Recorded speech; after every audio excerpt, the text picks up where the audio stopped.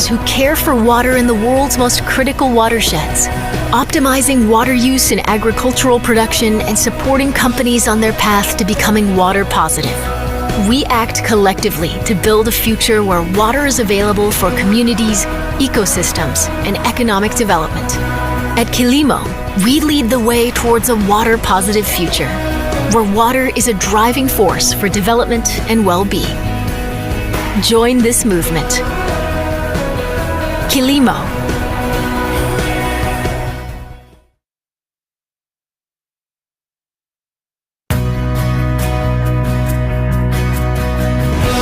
Water tells a unique story, which comes to life in every drop and becomes reality in rivers and basins of our land. In this scenario, farmers become key players, driving projects that transform water management in their communities.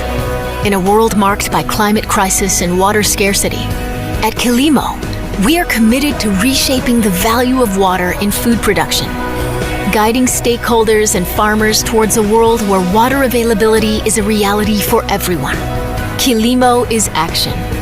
We connect stakeholders investing in water security with farmers who care for water in the world's most critical watersheds, optimizing water use in agricultural production and supporting companies on their path to becoming water positive.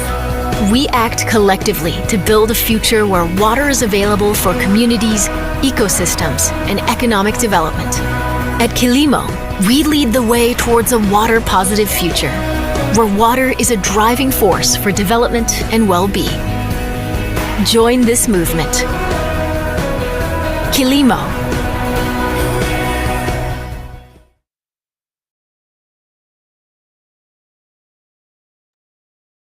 Hello, everyone. Good morning or good evening from wherever place you are joining us today. And here from all the team of all the Quilimo's team, and personally, I'm very glad to be here today and being talking about this great topic. We're gonna be talking about regenerative agriculture and resilience projects. And I think we all have been hearing a lot of about regenerative agriculture from the last years, but most of these conversations have been around carbon and carbon sequestration, the reduction of carbon emissions. And today we want to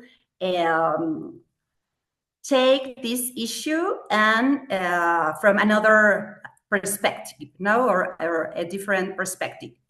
And we want to bring to the conversation about regenerative agriculture today, biodiversity, community, and of course, water. And today we have these two great colleagues, Oscar Leal and Paul Garcia. Both of them, they work and they are part of this great project called, this water fund called Cauce Bajío, and the project Abellali, which is a project that is focused on enhance the productivity of the soil and also make use water in a more efficient way. But well, they're gonna talk more about this great project later.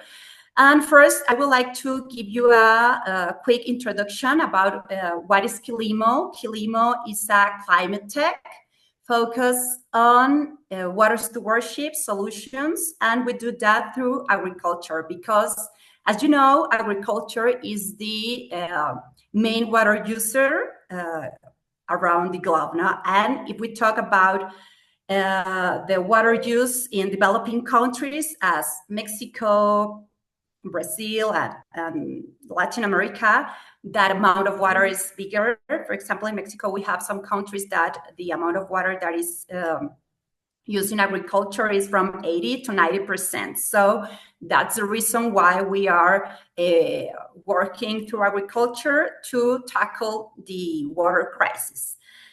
And now I will hand the conversation over Oscar Leal. Oscar Leal is the director of this water fund, Cauce Bajío. in Mexico, particularly in Guanajuato. And Oscar, thank you very much for being here today. And yes, we're very happy to have you. Thank you, Carmen. Thank you for the invitation. It's a pleasure to be with you and to be with all these people who joined in this talking. Yes, thank you, Oscar. And sorry, before I forget, please feel free to write in our chat who you are, from where you are connecting with us today. And also in the Q&A chat, please share your questions so we can read them 20 minutes before we finish this water talk. And so let's start, let's dive in, Oscar. And I would like to start this conversation by first asking you if you could give us an introduction of what is regenerative agriculture, because we have been hearing this a lot, but since there is not, I don't know, an international framework about regenerative agriculture or a certification, I think it's important to start saying what is and maybe what is not. Thank you. Yes, well, for us, regenerative agriculture is very important because it's the way that we can ensure the biodiversity and the health of the soil in terms of agriculture. We are taking several methodologies and several actions in the soils, in the plots. But there is not only one part that we are considering as actions in these plots. It's a lot of actions like fertility, minimum tillage, for example, management of pests, and this is all directed for increase the fertility of the soil and create a less movement of the soil to preserve all the biodiversity in the ecosystems. So in terms to be more deeply in terms of what is regenerative agriculture, I think our engineer Paul could explain the difference in regenerative agriculture and conservation agriculture. Yes, great, Oscar. And actually, I have that question down my pocket because since we start talking with you with Cauce Bajío, I started hearing about conservative or conservation agriculture, and I'm not very clear about the difference, because most of the people talk about regenerative but not conservation agriculture. And please, Paul, if you can explain us that difference. And I would like to add, since we mentioned that you are the founders and implementers of the Amejali project, which is focused on conservation agriculture, I also would like to ask, why did you design, or why did you start this project? Which were the share water challenges that you faced in Guanajuato? So you decided to run to start running this project. So please, Paul and Oscar. Okay, I would like to Paul complement the last question, talking about the differences about regenerative agriculture and conservation agriculture. And later I could talk about how is the project and what the problems we are faced in the developing of the project. Please, Paul. Thank you. Hi, everyone. I'm Paul Garcia. I live in Guanajuato, Mexico. It's a pleasure It's thank you for the invitation. It's a pleasure to stay here. Uh, Thank you, Paul. the conservation agriculture is um, um, have three principles. The first is minimum tillage or minimum movement of the soil, cover of the soil, and diversification of crops. This is the conservation agriculture, right? For make conservation for make agriculture regenerative, we use the conservation agriculture like a pillar, like a base, right? And then we add another technologies and another agronomic technologies like integral fertility, um, management,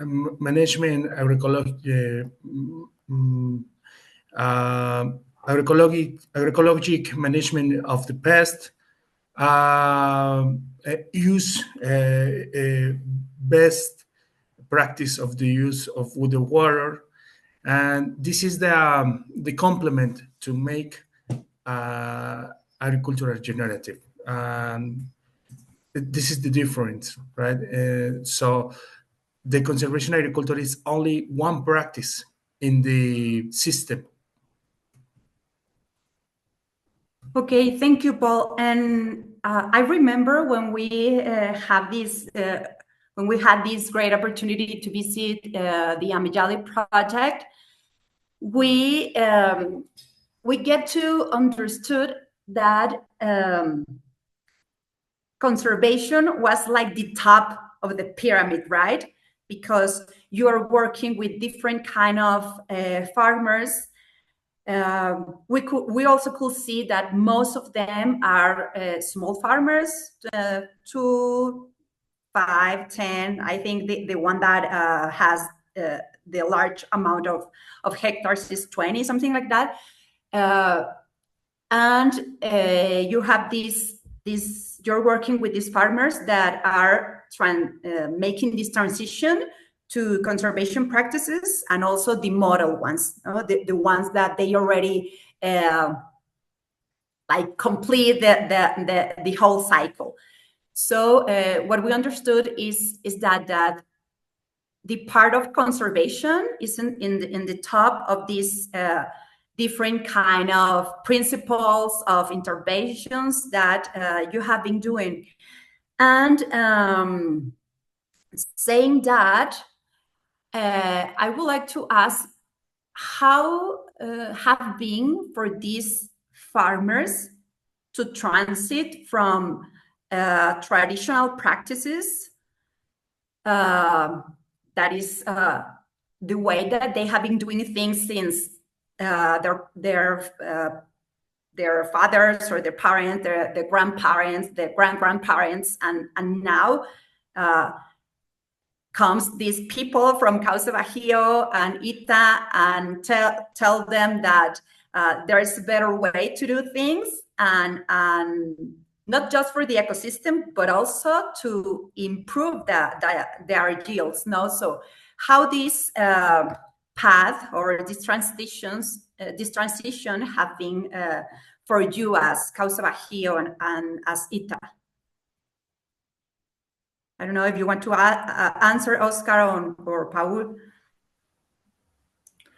Yeah, in the Amejali project, we stratified two plots. We had two type of the plots. One plot is a model plots, and another type of plot is a transition plot. The difference between this is the transition plots are plots that need another practice to this can move to the to do agriculture conservation agriculture, and the model plots are the plots that help agriculture, conservation agriculture, like a best or uh, like a principal practice. In the Mexican Bajío, the average the average of surface in the plots is 5 hectares.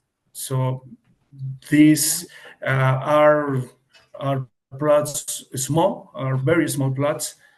This is a difference in another systems like north of the country. Yes, sure.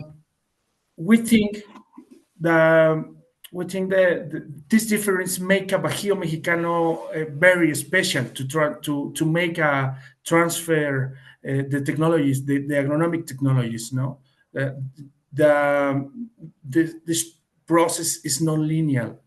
No, it's non-linear. The transfer of technology in agricultural system is non-linear. We start with a 16 farmers, no, and right, and now we are working with 50 farmers. This is in 1 year, no, and this is the difference, and this is the how to start and how we are.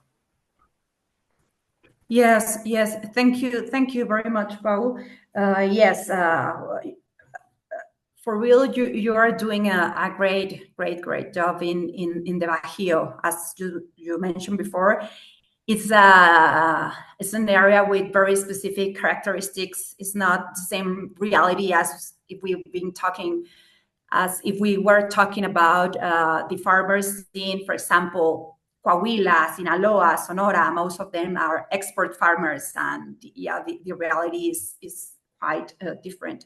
And Oscar, I know that you have this presentation with all the important data about the project and the difference, or yeah, the like the main characteristics and the main indicators of regenerative agriculture. If you would like to share with us a little bit about this.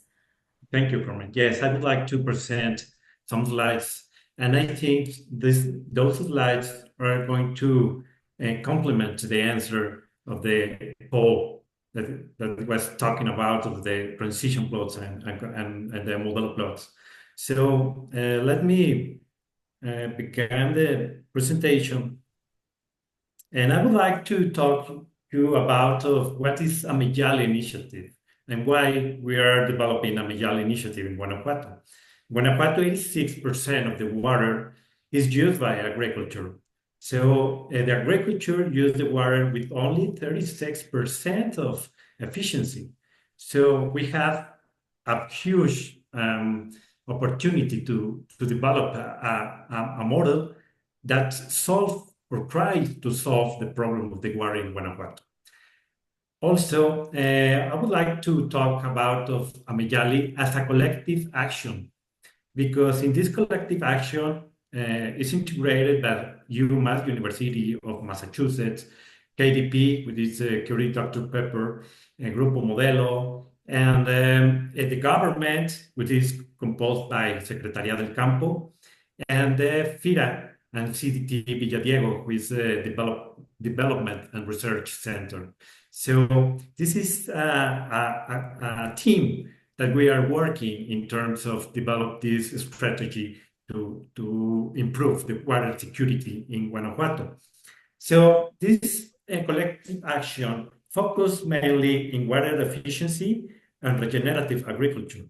That's the most important aims that we have. So this is the innovation model that Paul was talking about. And we have a transition with the farmers, and this is the question that you were asking us.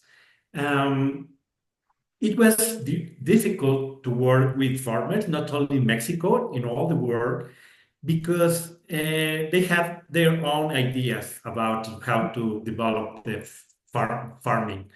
So this is the reason, because we are making a transition between um, traditional farming and model of and conservation and regenerative farming. So in this transition, we develop certain plots, certain model that we are adding some methodologies or actions, as for example, integral fertility, agroecological pest management, efficient use of water, suitable crops, varieties, and coverage crops. But after that, we develop we add a conservation agriculture.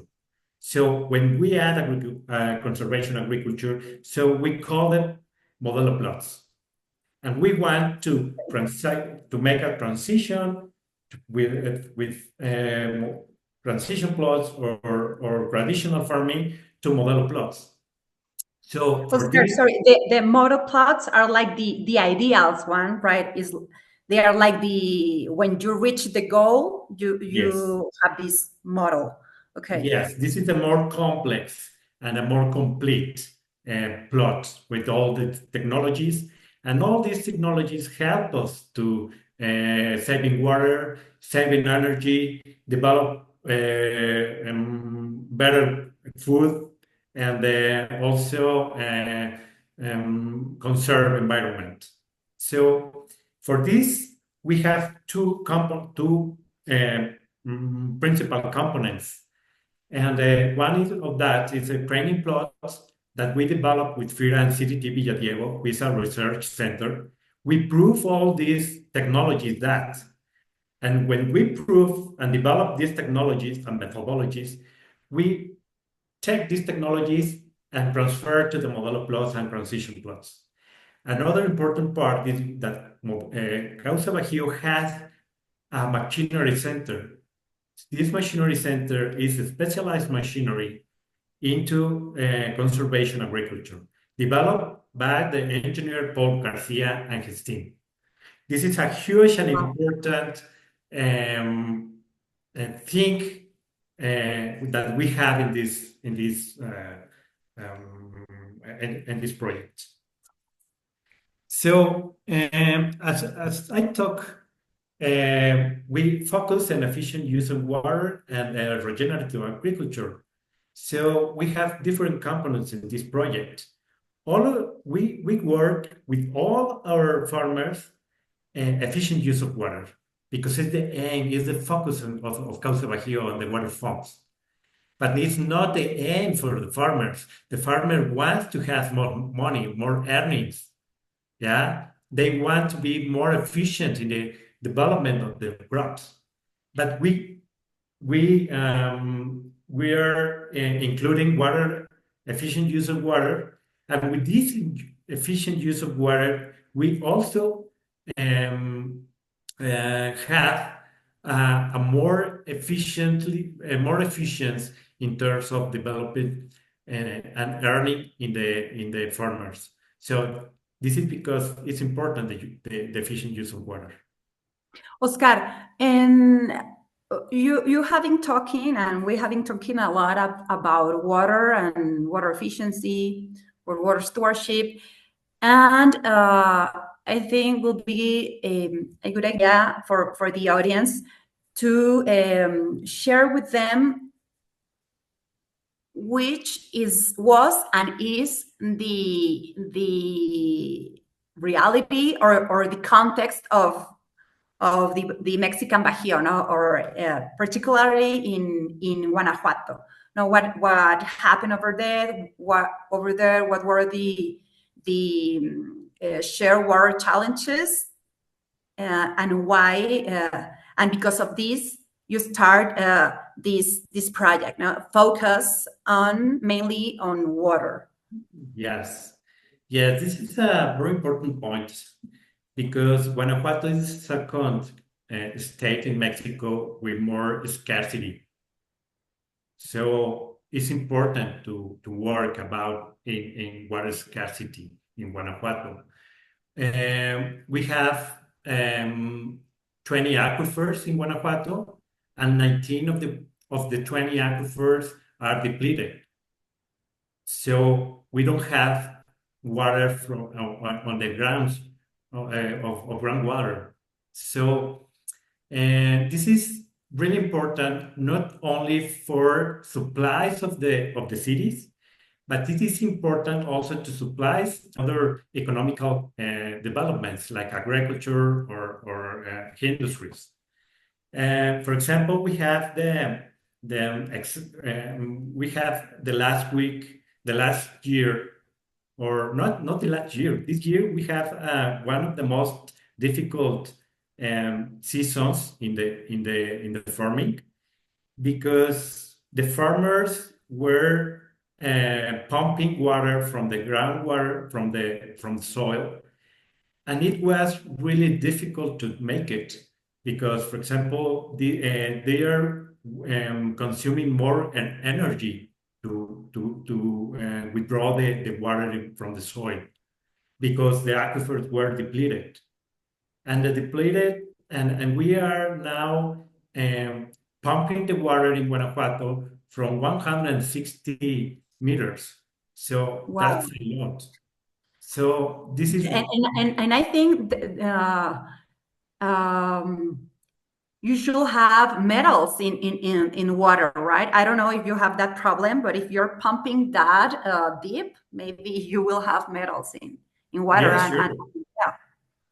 sure. We have a problem of metals in some places, and well, this is something that we need to face in Guanajuato, that in terms of what we are going to do with the water. So as I told you, the agriculture consumes 86% of the water with only 36% efficiency. Mhm. So the answer is to work with the farmers to make more efficient in the use of water. Yeah, there is the doctor Dania. She said arsenic and fluoride issues. Yes, of course. And also, I think Coahuila, I'm from there. We also have those problems because we have been pumping water deeper and deeper each year. No, so. Thank you for your valuable insights, Oscar. And I would like to also add to the conversation, because we already talked about what is regenerative agriculture, the difference between regenerative and conservative agriculture. But to going to the practical, or to be more practical, for you, which have been the principles or the main indicators in these projects? We have been talking about water, or these volumetric water benefits that you are earning each month of this project. But what else are you earning from these practices? I have some slides about it. I would like to show you to be more specific. And after that, I'm going to focus on water consumption index and economical benefits. And after that, I would like to all talk about more benefits in the regenerative agriculture. Yeah. Okay. I am going to present you some results that we have about to apply these projects, to apply regenerative agriculture and also precision agriculture as we talk. And then I'm going to compare with a baseline. And in the first graph, we have a volume of water applied in barley. This example is focused on barley because it's the most important crop in the autumn-winter season. And we have a difference about of more than 2 1,648 cubic meters per hectare. Compare the baseline by Modelo plots. So this is the consumption of water per hectare. And as you can see, we have a huge saving water amount about to apply Modelo regenerative agriculture. So regenerative agriculture not only benefits make benefits about of the ecosystems or carbon capture or climate change. Yeah, we can measure the benefits, the direct benefits to avoid more the water pumped from the soil. So between transition plots and baseline, we only have 1,593.7 cubic meters per hectare. So we have good water savings, but you can compare the conservation, the regenerative agriculture benefits. Yeah. Yeah. Sorry, Oscar, that let us see that even though these plots are not yet the model plots, even though they are in this transition, they are already earning efficiencies, water efficiencies. Yes. When we start to work with the transition with the farmers, we implement transition methodologies or actions. So with these actions, we can save water. But when we develop this more complex model and we carry on from transition to model, we can save more water.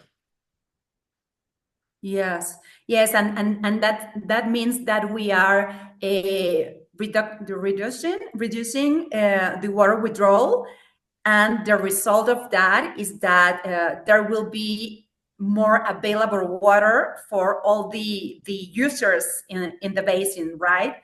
Not just some industry or agriculture, but all the communities and the water users that are taking water from that basin. Yes, we make it more resilient, the water security. Yeah. Yes, sure. And just because you mentioned the word resilience, and that was one of my first questions, but I forgot it. Why we hear in these international panels a lot of these we hear a lot about regenerative agriculture, resilience, climate adaptation, biodiversity. Is like the main words that we're hearing, and we had the opportunity to be a month ago, I think, in the New York City Climate Week, and I love that we heard a lot that water is like the center, or must be the center of the conversation if we talk about climate change, and also if we want to make a high impact, we need to work with agriculture. Now, so it's always this like this line or this circle of these main topics that I think it's time to put all them together and talk more about this connection, and how if we put together all these water, climate adaptation, climate change and climate adaptation, and also taking place the biodiversity, that we have been forgetting biodiversity for many years. what will be the result of that? No, because you're doing it. You're doing it in Mexico, and there's a lot of great projects. We heard also about there's this startup that is called Zarape Circular, and also Istoroto, and then is Noob. And there are a lot of organization and of startups like being like pushing all the way to start making this a reality. So my my specific question is, Oscar, why resilience is connecting with water and climate adaptation and also agriculture? Yes. Well, this is a very important question.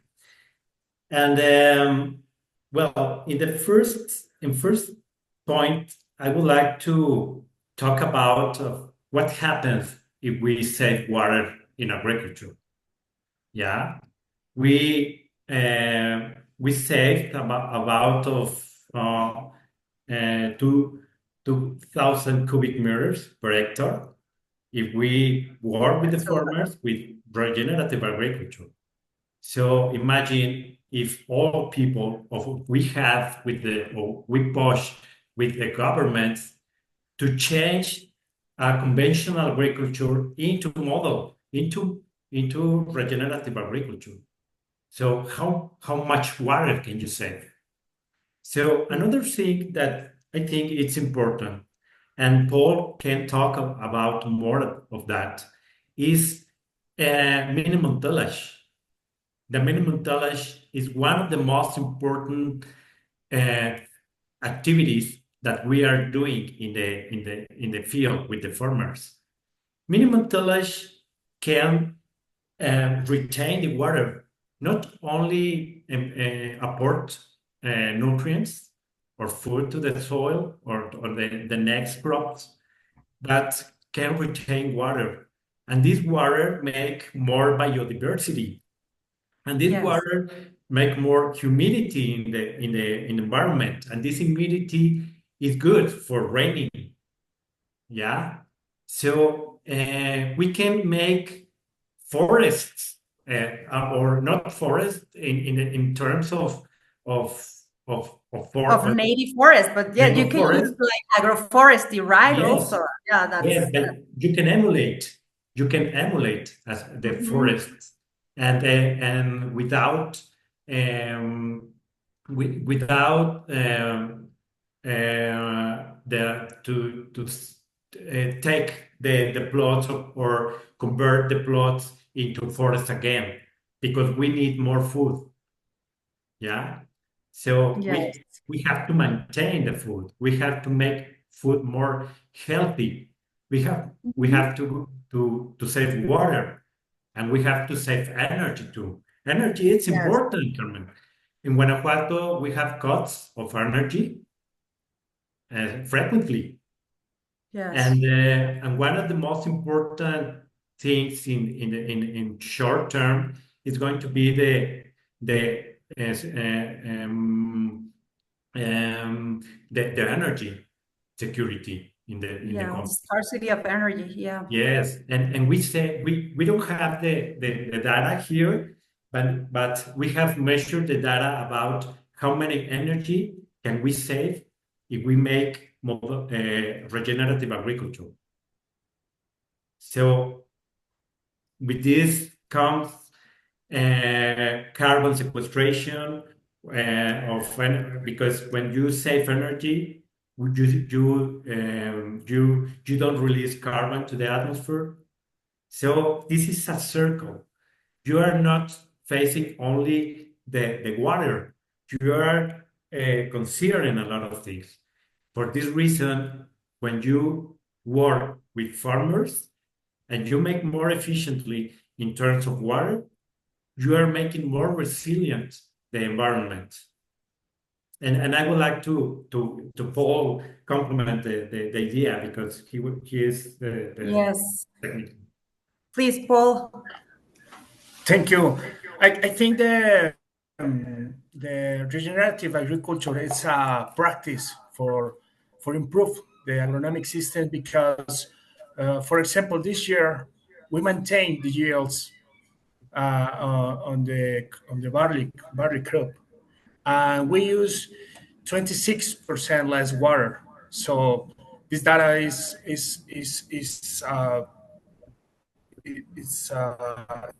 strong Yes, because sure. uh, we are saving water use, we are saving water, and we maintain the yields. And key words in the resilient practice. Yeah, sure. And Paul, since you're talking about Jill, what will you like to say to the people that think or say that regenerative agriculture will make have will increase their yield, no, their yield crops? What will you say to them? Well, when when when you use all technologies, all agronomic technologies in the field, we demonstrate the yield can can improve, and we use less products, less water, less time for the farmers. Um, for example, this year we have uh, 6 or 7% more more yield per hectare with the barley and with the wheat. Um, this is the principal crops in the autumn winter season in this region. Uh, uh, However, I think the way is not simple. It's not easy because for make that possible, we need to better system of better machinery, better assistance, agronomic assistances, better system of capacitation. Yeah, We need capacity building. more than yeah.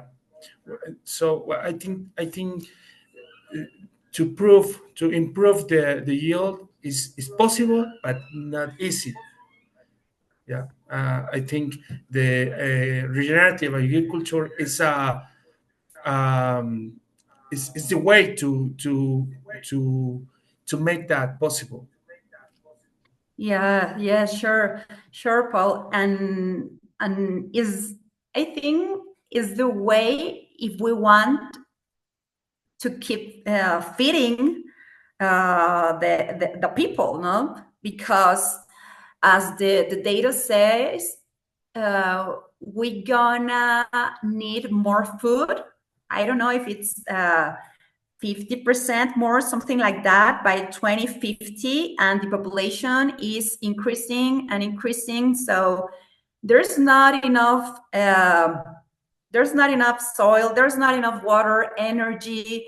So even though agricultural regenerative agriculture, sorry, or conservative agriculture is not the easy way to go, is the way we need to do it if we want to keep having food and survive, to have clean water and good conditions, not for some, not just for a few people, but for all. And I will want to take the minutes that we have later that we have left. Sorry, to read your questions. And the first one is from Pamela Moachar. She says, hello, everyone. I'm an agronomist in Brazil. And for the ones that were asking why we're talking in English, because as you noticed, we're not native speakers, is because we have friends connecting from Brazil. So, and she says she's an agronomist, and she's very interested in regenerative agriculture projects. I have a question. Do you think that not having well-defined global and regional regulations could slow down the evolution of these certifications and practices? Good question. No, Oscar, Paul? Yes, definitely. Unfortunately, in Mexico and other countries, regenerative agriculture or conservation practices are not considered by governments as a methodologies or techniques or actions that the farmers could implement in the field. For example, in Mexico, the government gives money to buy machinery, but machinery is for only common agriculture or yeah, and they don't have Standard agriculture. yeah, so they don't have money or they don't give money to the farmers who want to make regenerative agriculture. So we definitely are moving in the opposite, to the opposite line. But this is the opposite line in terms only in of the government of the money. But we are moving in the correct line in terms to make a resilient world, a resilient countries in terms of agri-foods. Yes, thank you, Oscar. And also we have this question that says, are these water consumption related to the irrigation systems like drip irrigation, central pivot, surface irrigation, or to the conservation strategies? And here I would like to say that also when I visited the project, the Amijali project, we saw that most of these farmers, they are lack of technology, but some of them have a central pivot irrigation systems. And from my perspective, you can correct me, Oscar and Paul, you can implement regenerative agriculture practices in all types of irrigation system. No, it's not like you don't need to have technology or you need a certain type of irrigation system. Regenerative agriculture can be on top of any irrigation system. I don't know if I'm right, Oscar, Paul? Paulo? Yeah, I think the regenerative agriculture is universal for all systems, for all agronomic systems. Yes. But for every one agronomic system, we need to make a research. We need to make a, a process to adapt the practice agronomic to these systems. So I don't think the the farmers need uh, a special tool to make the practice, right? I think the most important the farmers need is attitude. Yes, thank you, Paul. And the last one is from Anonymous. He, she, it, I don't know, he says, hi, I would like to know how can we engage with the Amejali initiative? Okay. Everybody can engage with the initiative. We can contact us in my email. I can share my email in the slide, Carmen. Yeah, sure. Please, Oscar and Paul, if Well, you can here, write your email so everybody can contact yes, Causa Bajío and we Ameyali have, project, which is part of we Causa have, Bajío. yeah, we have the social media to to invite the people to know about more about the initiative, Amejal initiative, and other initiatives. And well, I would like to complement some the last question that you made to Paul. And we are mainly working with farmers who has gravity irrigation, and the irrigation through gravity. Correct me, Paul. Is I'm saying bad? Gravity irrigation or You're Gravity silent. irrigation or surface irrigation is correct. surface irrigations? Yeah, Also, yeah, it's called we're flood, right? Flood irrigation. yeah. Well, surface irrigation without any technology, and with any technology to invest from the farmer, we are we have this water savings. So the most important thing is how do you manage the water and how manage the soil. This is not about to buy the best irrigation system or the more expensive irrigation system. You have to be there with them. And if the farmer has the opportunity and has the will to make water savings and make the transition from the traditional farming to the regenerative agriculture, you can save this amount of water. And not only that, you can also have some earnings yields. For example, the modelo plot, when traditional farming, the cost of production, that's this 1,079 dollars, and the difference between traditional farming and modelo plots from uh, production costs are more or less $400. So this is not only for saving water, this is not only for environment.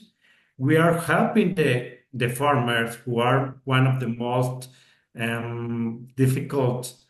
Um, they're, they are not in the year they have not a lot of earnings.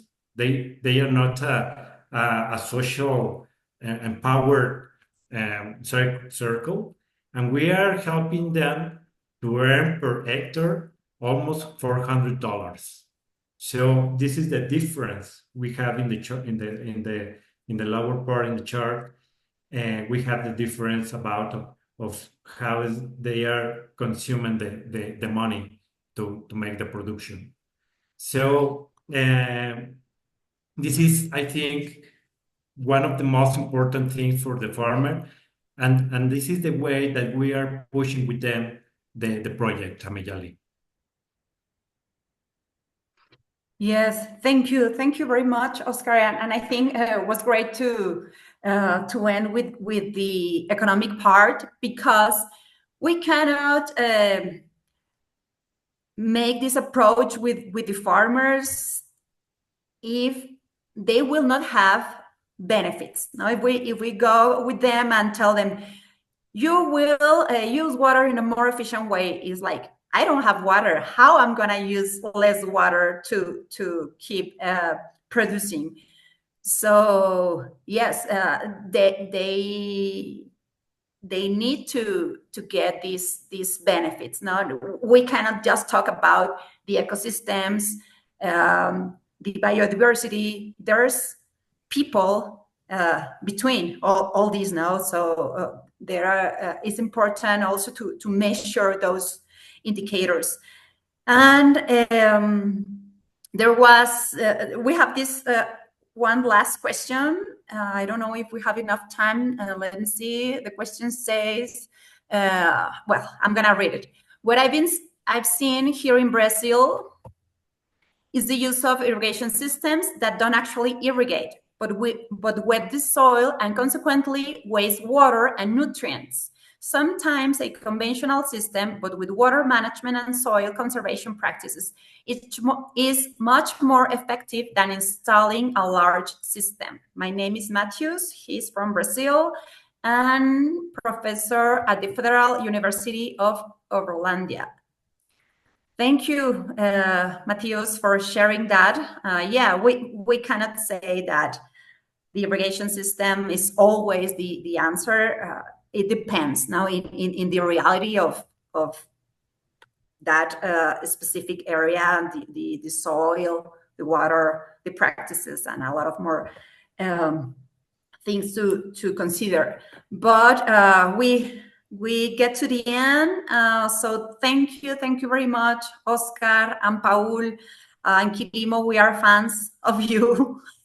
We love your work, and I'm sure all the people that hear what you have been doing will be also interested in contact you. Please, for the audience, reach out, Quilimo and Cauce Bajío, if you want to start implementing regenerative agriculture or conservation practices. And thank you very much. Have a great Wednesday. Thank you. Thank you, Carmen, for inviting. Thank you, Oscar. Thank you. Bye. Bye. Bye.